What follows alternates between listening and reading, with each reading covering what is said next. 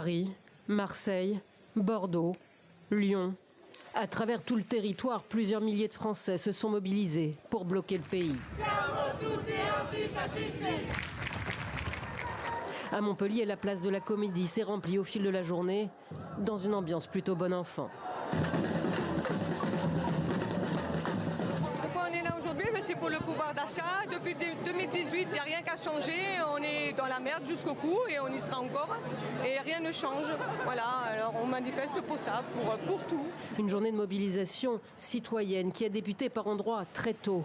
À Nantes, une centaine de manifestants ont tenté de bloquer dès l'aube un rond-point proche du périphérique face à des forces de l'ordre sous pression.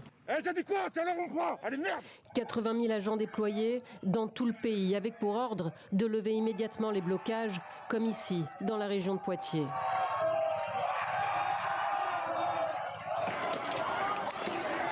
Dans le centre-ville de Marseille, des affrontements ont éclaté dans la matinée. Échauffourés aussi à Paris, où des manifestants ont voulu investir la gare du Nord.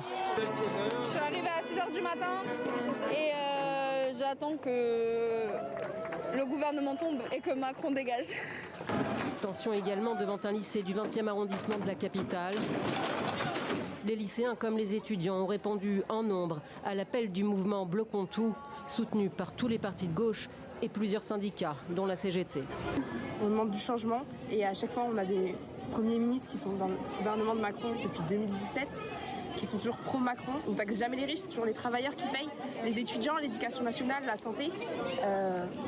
Donc je trouve que c'est très important de montrer que le peuple français n'est pas d'accord avec ces lois. À la mi-journée, le ministère de l'Intérieur fait état de 295 interpellations. Bruno Retailleau accuse toujours les mêmes. La mobilisation n'a rien d'une mobilisation citoyenne.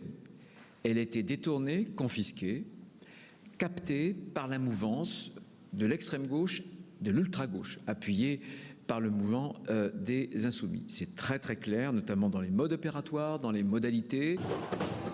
Des milliers de manifestants se sont aussi retrouvés dans le centre de la capitale, place du Châtelet, dans une ambiance d'abord plutôt festive, avant que la situation ne dérape et qu'un immeuble ne prenne feu. Un incendie qui pourrait avoir été provoqué involontairement par une intervention policière, selon la procureure de Paris.